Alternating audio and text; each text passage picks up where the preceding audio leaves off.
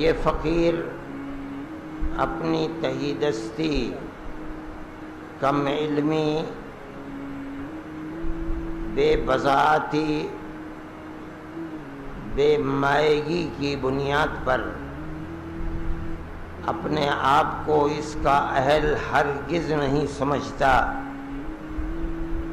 کہ حضرت مولانا رحمۃ اللہ علیہ جیسی ہمگیر شخصیت کے سلسلے میں کچھ کہے۔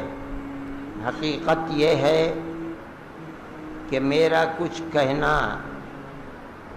حضرت مولانا کی شخصیت پر اثر انداز نہیں ہوگا، لیکن میرے لیے خود باعث سعادت ہے۔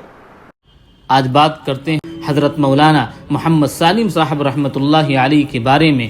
آپ کی ولادت باسعادت سن 1926 کو دیوبند میں ہوئی۔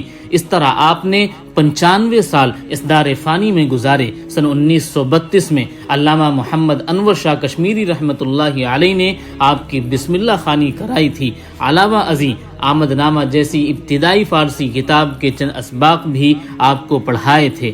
البتہ آپ کی باقاعدہ تعلیم کا آغاز حضرت گنگوہی رحمۃ اللہ علیہ سے ہوا تھا۔ علامہ کشمیری رحمۃ اللہ علیہ کو دیکھنے والا طبقہ آپ پر اختتام پذیر ہوا۔ آپ نے حکیم الامت حضرت مولانا محمد اشرف علی تھانوی رحمۃ اللہ علیہ سے میزان کے اسباق پڑھے تھے۔ اس طرح آپ حضرت حکیم الامت رحمۃ اللہ علیہ کے آخری شاگرد ثابت ہوئے۔ دارالعلوم دیوبند سے آپ کی فراغت سن 1948 میں ہوئی۔ یہاں آپ کو علامہ محمد ابراہیم بلیاوی شیخ الادب، حضرت مولانا محمد اعزاز علی شیخ التفسیر، حضرت مولانا محمد فخر الحسن رحمہم اللہ جیسے اساتین علم و فن کی شاگردی حاصل ہوئی۔ اس دوران مختلف اوقات میں حضرت مولانا سید محمد اسعد مدنی شیخ الحدیث، حضرت مولانا محمد سلیم اللہ خان، حضرت مولانا سید محمد رابع حسنی ندوی اور حضرت مولانا مفتی عتیق الرحمن نعمانی رحمہم اللہ جیسے ملت اسلامیہ کے آسمان کے چاند اور تارے آپ کے شریک درس رہے۔ مولانا کی شہرت حکیم الاسلام حضرت مولانا قاری محمد طیب رحمۃ اللہ علیہ کے فرزند ارجمن کی حیثیت سے رہی۔ دنیا نے آپ ہی کو حضرت حکیم الاسلام کا جانشین مانا۔ محترم دوستو، یہ بات دنیا جانتی ہے کہ حضرت حکیم الاسلام بانی دارالعلوم دیوبند کے پوتے اور آپ کے علم و حکمت کے امین تھے۔ آپ نے شیخ الہند حضرت مولانا محمود الحسن دیوبندی، شیخ الاسلام حضرت مولانا شبیر احمد عثمانی، حضرت مولانا محمد انور شاہ کشمیری، حکیم الامت حضرت مولانا اشرف علی تھانوی رحمہم اللہ وغیرہ اساتین علم سے کسب فیض کیا تھا۔ آپ نے مولانا حبیب الرحمن عثمانی رحمۃ اللہ علیہ کے دور میں نائب محتمیم کے حیثیت سے 8 سال خدمات انجام دی اور آپ کی رحلت کے بعد 53 سال تک مسلسل دارالعلوم کے اہتمام پر فائز رہے۔ آپ کے دور اہتمام میں آپ کے اساتذہ کرام کی ایک بڑی تعداد دارالعلوم میں منصب تدریس و تربیت پر پائی جاتی تھی۔ یہ دارالعلوم کا ذری دور شمار ہوتا ہے۔ اس دور میں دارالعلوم نے عالمی شہرت پائی اور یہ ادارہ ازہر ہند کی حیثیت سے متعارف ہوا۔ اس شہرت میں جہاں اس ادارے سے وابستہ اور تدریسی خدمات پر فائز اکابرین کی قربانیاں شامل ہیں، وہیں عامت الناس میں اسے مقبول بنانے اور اس کی دعوت و فکر کو عام کرنے میں آپ کے اسفار اور خطبات نے سب سے اہم کردار ادا کیا ہے۔ لہٰذا بانی دارالعلوم کے بعد آپ کو معمار ثانی کہا گیا۔ محترم دوستو، حکیم الاسلام حضرت مولانا قاری محمد طیب صاحب رحمۃ اللہ علیہ اپنے دور کے عظیم ترین خطیب شمار ہوتے تھے۔ ہما شما کا کیا ذکر، مولانا عبد الماجد دریابادی رحمۃ اللہ علیہ جیسے علم و ادب کی مینار نے آپ کو اپنے دور کا سب سے بڑا خطیب قرار دیا۔ قاری صاحب کی خطابت دھیمی آنچ کی طرح تھی، اس میں اتار چڑھاؤ کم ہی ہوتے تھے۔ ایک بہتا دریا تھا جو بغیر روک ٹوک کے آگے ہی بڑھتا چلا جاتا تھا۔ اس میں نہ چیخ تھی اور دہاڑ ہوتی، نہ راگوں کا آلاپ ہوتا، لیکن زبان تھی کہ رکتی نہیں تھی۔ الفاظ ایسے نکلتے جیسے پھول جھڑ رہے ہوں۔ 3-4 گھنٹے کے خطاب میں جملوں کی تکرار شاذ و نادر ہی ہوتی۔ تشریح ایسی کرتے کہ عوام کے سامنے مشکل سے مشکل مسائل پانی ہو جاتے۔ ایک زمانہ تھا کہ عروس البلاد ممبئی میں بریلی کے واعظوں کا غلبہ ہوا کرتا تھا۔ کسی صحیح العقیدہ عالم کی مجال نہیں تھی کہ یہاں بیانات کریں۔ بڑوں سے سنا کہ جب یہاں پہل حضرت قاری طیب صاحب رحمۃ اللہ علیہ کے بیانات رکھے گئے تو سارے شہر میں مخالفین کے پوسٹر لگ گئے کہ شیطانوں کا سردار آ رہا ہے۔ اس زمانے میں ممبئی میں پشاوری اور افغانی پٹھانوں کی بڑی تعداد ہوا کرتی تھی۔ پھلوں اور میووں کی تجارت کے علاوہ ان میں خاصی بڑی تعداد جرائم پیشہ افراد کی بھی تھی جو اکسانے پر مرنے مارنے کے لیے آمادہ ہو جاتی تھی۔ منفی پبلسٹی سے متاثر ہو کر شیطان کے سردار کا توڑ کرنے کی غرض سے ایسا ہی ایک پٹھان قاری طیب صاحب کی مجلس میں لٹھ لے کر پہنچا۔ وہاں آپ کی ملکوتی شخصیت نے اسے ہکا بکا کر دیا۔ آپ کے منہ سے پھول جیسے بول جھڑتے دیکھ کر اس کی زبان گنگ ہو گئی۔ اس نے وہیں نہ صرف اعلان توبہ کی بلکہ الٹے آپ کے لیے مرنے مارنے پر تیار ہو گیا۔ محترم دوستو، اس طرح شقی سے شقی لوگ آپ کی دعوت سے متاثر ہوتے رہے۔ پھر تو ممبئی میں مسلک دیوبند کے خطیبوں اور عالموں کا ایک ریلا لگ گیا اور آپ کے نقش قدم پر چلتے ہوئے حضرت مولانا ابو الوفا شاہ جہاں پوری، حضرت مولانا قاری ودود الحی نفیس لکھنوی اور جناب پارن حقانی نے تو یہاں کا نقشہ ہی بدل دیا۔ حکیم الاسلام حضرت قاری محمد طیب صاحب رحمۃ اللہ علیہ ایک عرصے تک رمضان المبارک میں بھنڈی بازار کی نواب ایاز مسجد میں درس قرآن دیا کرتے تھے۔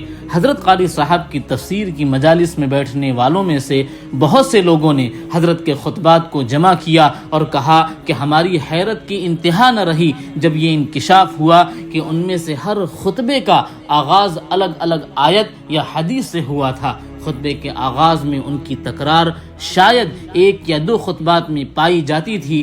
یہ تھے علم و حکمت کے بحر بے قرار جن کی جانشینی حضرت مولانا محمد سالم قاسمی رحمۃ اللہ علیہ کے حصے میں آئی۔ اپنے والد ماجد کے دور اہتمام میں سن 1948 سے 32 سال تک دارالعلوم میں آپ نے بحیثیت مدرس خدمات انجام دی۔ اس دوران آپ اپنے والد ماجد کا سایہ بن کر رہے اور آپ سے فیض حاصل کرنے کا سلسلہ بھی جاری رکھا۔ تصوف کی راہ میں آپ نے پہلے حضرت مولانا عبد القادر رائے پوری رحمۃ اللہ علیہ کے ہاتھوں پر بیعت کی اور آپ کی رحلت کے بعد حضرت حکیم الاسلام کے خلیفہ اور مجاز بیعت ہونے کا شرف حاصل ہوا۔ اس طرح آپ علوم نانوتوی کے جسمانی اور روحانی امین بن گئے۔ محترم دوستو، دارالعلوم کے جن طلباء نے آپ کو دوران طالب علمی دیکھا ہے ان کی گواہی ہے کہ مولانا کے دروس حشو و زوائد سے پاک ہوا کرتے تھے۔ پابندی وقت کا آپ بہت خیال رکھتے تھے اور اسباق بڑے دل نشینی انداز میں پڑھاتے تھے۔ آپ کی تدریس کے 35 سالہ دور میں آپ سے فیض پانے والے علماء میں سے بہت سارے آسمان علم کے چاند تارے بن گئے۔ ان شخصیات میں نمایاں نام دارالعلوم کے سابق شیخ الحدیث حضرت مولانا مفتی سعید احمد پارن پوری رحمۃ اللہ علیہ کا آتا ہے۔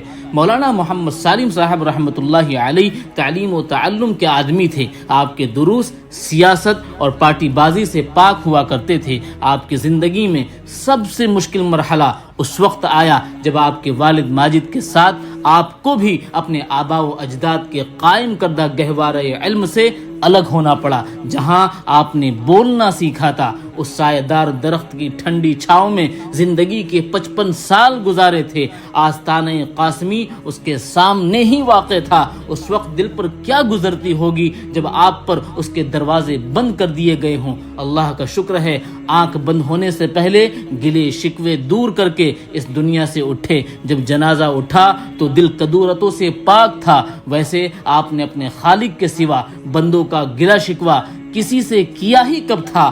آپ تو عفت لسانی کا نمونہ تھے۔ مولانا خوش قسمت تھے جو آنکھیں بند ہونے سے پہلے روشن سورج کی طرح حضرت حکیم الاسلام رحمت اللہ علیہ کی فراست اور فیصلوں کی درستگی کا ثبوت دیکھ گئے۔ محترم دوستو، آج سے نصف صدی بیشتر اپنے دور اہتمام میں حضرت قاری طیب صاحب رحمۃ اللہ علیہ نے دارالعلوم کے بعض اساتذہ کی جماعتی اور گروہی سرگرمیوں اور اس کے لیے جوڑ توڑ کو دیکھتے ہوئے ہدایت کی تھی کہ وہ 2 کشتیوں میں پاؤں نہ رکھے، تدریس اور جماعتوں کے عہدوں میں سے کسی ایک کا انتخاب کریں۔ بعضوں کو یہ بات پسند نہیں آئی، انہوں نے تدریس پر پارٹی مفادات اور عہدوں کو ترجیح دی اور حضرت قاری صاحب کے خلاف جوڑ توڑ شروع کی جو دارالعلوم کے انتشار پر منتج ہوئی۔ اس انتشار کے 30 سال کے بعد تاریخ نے خود کو دہرایا۔ اب کی بار شورا نے ناظم تعلیمات اور نائب محتمم کو نوٹس جاری کیا کہ وہ اپنی جماعت کی صدارت یا دارالعلوم کے عہدے میں سے کسی ایک کا انتخاب کرے۔ بات یہاں تک نہیں رکی بلکہ شورا نے ایک قدم آگے بڑھتے ہوئے دوسری ایک ایسی جماعت کی سرگرمیوں پر دارالعلوم کے احاطے میں پابندی عائد کر دی جس کے بارے میں عام خیال تھا کہ اس نے دارالعلوم کے بطن سے جنم لیا تھا۔ اس طرح حضرت حکیم الاسلام رحمۃ اللہ علیہ کا پیغام کہ اساتذہ اور طلبہ کو اولین ترجیح تعلیم و تدریس کو دینی چاہیے اور اس کے لیے یکسوئی اور تندہی سے اپنی صلاحیت صرف کرنی چاہیے۔ اسی یکسوئی سے دیوبند نے وہ علماء، فقہا اور محدثین پیدا کیے تھے